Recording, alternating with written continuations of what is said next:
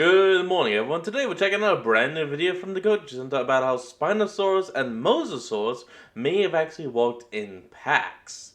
And they're probably saying this because of some dinosaur movie that came out recently or whatever, so let's just hop in and see what they found out. In a cinematic universe where some of the mightiest creatures to ever shake and shadow the earth thrive, what might be the greatest threats may just so happen to dwell beneath the water surface. Today on Goji Center, we break down the return of two of the most terrifying apex predators in the franchise for Jurassic World Rebirth, the Spinosaurus and Mosasaurus, now seen in a way they have never been before. I'll be honest, first one favorite, Mosasaurus, tops the list. Second to it is the Pachycephalosaurus. And investigate the real biology behind the deadliest partnership we've seen in the franchise, just when you thought it was safe to go back in the water. Oh, look at that. There are several possible reasons these two aquatic apex predators look different than the version we saw in previous movies. So far, it seems that the setting of Jurassic World Rebirth involves an island near Bermuda that was the test bed for the genetic operations done back in the 1980s. Presumably, InGen sequenced and manufactured the prehistoric DNA here before shipping the completed genomes for production at Isla Sorna, to then be showcased off at Jurassic Park. So it is possible that at least some of the animals we see in the new movie are alpha builds, the prototype to what came later.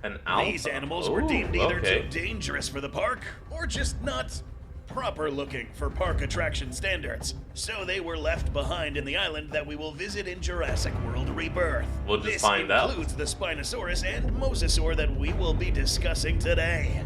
An alternate scenario is that these are both relative newcomers who migrated to the islands after the events of Jurassic World Dominion. Remember, the marketing for the new movie did imply that a lot of the Earth's biomes were no longer suitable for dinosaurs long term. So some species retreated to the equatorial belt, right where this newly introduced island would be.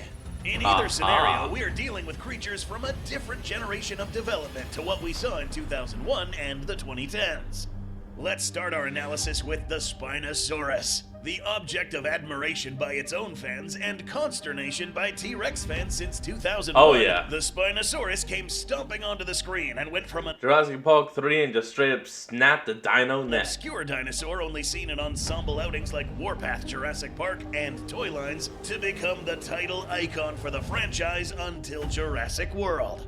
Based on very few clips revealed so far during the creation of this episode, these animals seem to be within the 12 to 15 meter range. Around the same size of the Spinosaurus seen in Jurassic Park 3, with the potential of it being larger than its JP3 counterpart. Their return in the 7th outing, however, reveals that the Supreme Sailback isn't alone this time. Sporting a tan color scheme with dark stripes, which differ between the three individuals seen, the new Spinosaurus is seemingly a halfway point between the monstrous alligator-like baryonyx design we first saw in Jurassic World Fallen Kingdom and the more modern understanding of what a real-life African apex predator looked like. With a wrinkled crocodilian-like face stretched over the distinctive kinked jaws of the real thing, these three Spinosaurus look a bit different than the individual we saw on Site B and later Manticorp Island. The more paleo-accurate Spinosaurus has a shorter but stockier body with limbs even more optimized for swimming. JP3 Spino was plenty adept in the water as is, but this new trio of Spinosaurus are able to keep up with aquatic predators at sea. Other differences include a larger, sailfish-like fin and a paddle-shaped tail that further help with swimming and maneuvering in the water.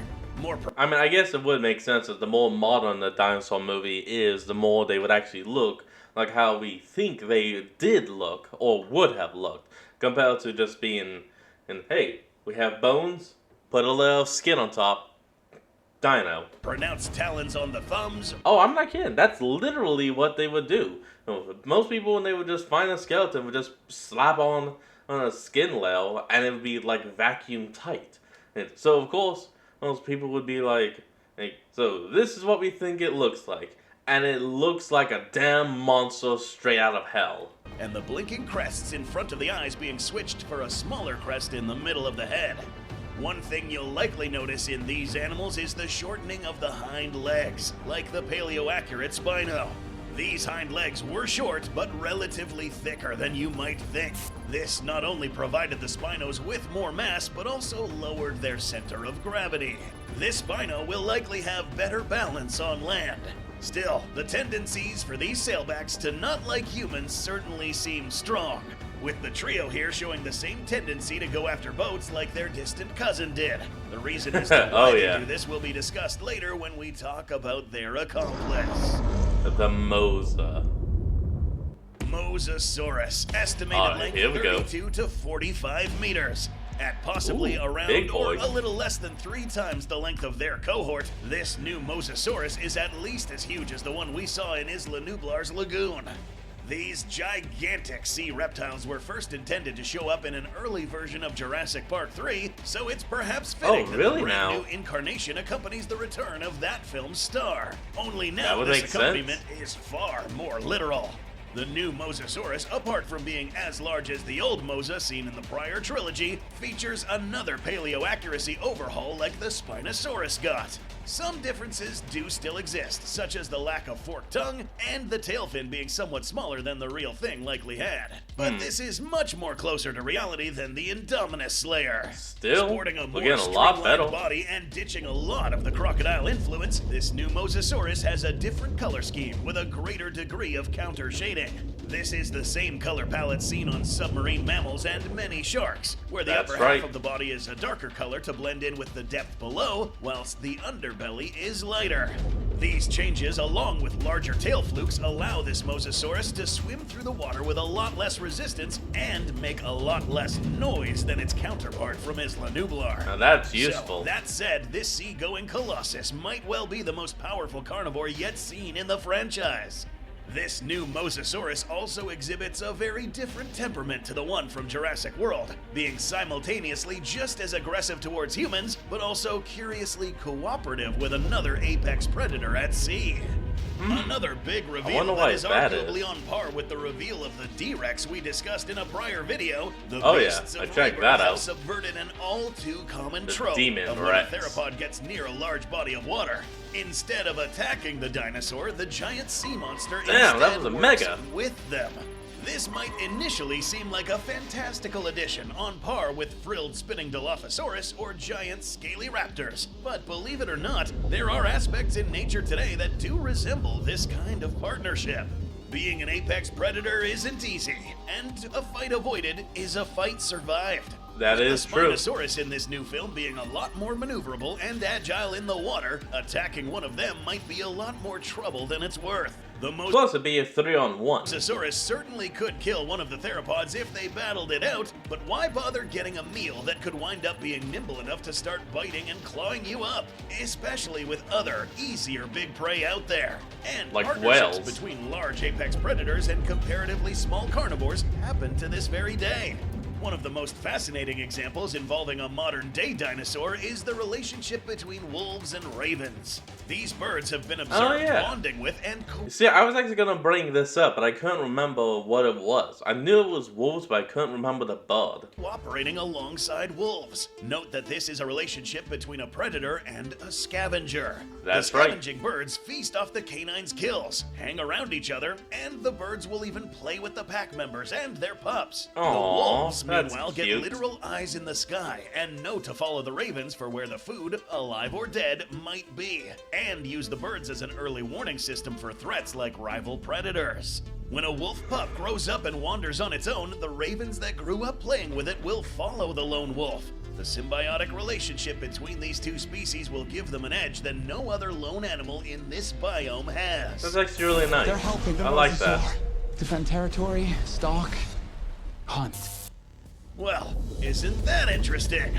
Another fun example is the symbiosis between the multi-hundred-pound Nile crocodile and the unexpected dinosaur ally of their own. The dickup bird might look unassuming, but it has a scrappy enough temper to square up with threats many times its weight.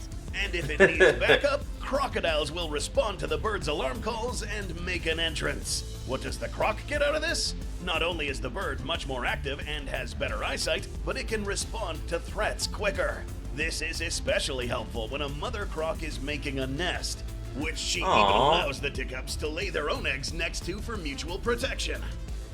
So, what do the Spinosaurus and Mosasaurus do to help each other out? The Well, let's Spinosaurus see. are big and powerful apex predators in their own right, but they aren't as massive or as Oh, that's actually kind of clever. How the Spinosaurus lead the larger prey from land to the shore edge to let Mosa have a chance at jumping and snapping at, it, pulling it into the water, which could lead it to drowning, and let them all feast on it. That's clever. Okay, I see you. built to I handle the see ocean you. as the giant lizard. Having the Mosasaurus to call on for backup could help out a lot in bringing down huge marine game like whales, as well as fending off incursions by one of the most dangerous apex predators in the modern Jurassic world. One that both carnivores might be smart enough to consider a threat due to their big, noisy presence: humans. And given the previous Of course. Spino's tendency to already gun for boats, any help counts. Remember how the trailer emphasized nobody is dumb enough to go where we're going. Well, this might be the answer to why so few boats would survive a cruise by this specific patch of ocean. Oh, obviously. The Mosasaurus, meanwhile, could be using the sailbacks as an extra set of sensors and eyes. This new Mosa has a lot of benefits, but still lacks a forked tongue like its ancient ancestor, meaning a reduced capacity to field its Jacobson's organ. Special adaptations like the forked tongue seen in monitors and snakes help to pinpoint direction and distance to a target. And if a Mosa okay. is also aggressive towards humans, having a trio of Spinosaurus with acute vision can help point it in the right direction. Having agile and amphibious Useful. Spinos might also help in driving potential targets into deeper waters, such as herding land-bound dinosaurs into the waters where death awaits. Mosasaurus Damn, attacking that was land an animals was a amazing method jump. of hunting Holy that the Mosasaurus shit. may have resorted to while it was locked inside the lagoon between the events of 2015 and 2018. So it isn't too hard to imagine this Mosa using the same methodology here, using the Spinos as aids. The way these two animals would have met and begun to cooperate could be one of many. The simplest route for these four to get along would have been an encounter at a younger age, whether they began sharing the Oh, same look. territory upon release into the wild baby or Mosa. hatched together, Aw. growing up and looking out for each other as a pack as they grew to maturity. The other, more difficult method That's to get kinda along cute. would require both of these in-universe reptiles to be exceptionally intelligent, perhaps more so than their real-life counterparts, realizing that a conflict between It the two is a entities champ. is not worth their while. Helping each other from a distance with leftover kills, slowly building trust amongst each other, enough to one day, after a long time, turn tolerance into an alliance. There is another element that is often overlooked that may explain another reason why these two cooperate Oh, yeah? so well. What is Remember it? Dr. Henry Loomis's comment about the Spinos protecting the territory, stalking and hunting rivals. This implies a somewhat sophisticated method of communication between these two different species. Either these Wouldn't it just be exceptionally noise? smart animals learn to understand each other's different calls and what they mean, Oh, or that would whoever be it. cooked up these animals in the genetics lab used a common gene contributor when creating these two. Similar to how it's speculated that InGen's Mosa was part whale, given that it was seen to be a bit too friendly to these cetaceans at the end of Jurassic World Dominion. It's not far-fetched in this cinematic universe that these two That animals would make could share a sense. common set of genes in their genetic makeup. And plus, if these guys were made in the earlier years, instead of going with different DNA samples to help fill in different blocks and different dinos, they probably had just one that they used in almost all of them. Further bolstering their collaborative behavior. The best example of this Maybe is like how the 5. Indominus Rex was able to communicate with the raptors in Jurassic World and were perhaps the most dangerous pack in the previous trilogy. Knowing this, we can expect the Spino-Mosa pack to work together and show complex hunting tactics seen in modern-day crocodiles and some cetaceans, bringing forth the most dangerous and powerful symbiotic relationship in this franchise. Oh yeah, very deadly. Alright everyone, that's going to be the end of today's video, and I hope you all enjoyed it. Remember to like, comment, and subscribe for more. Link to the original will be in the description below, and I'll see all of y'all next time when we flick back on. Until then, this is Fox, signing out. Peace.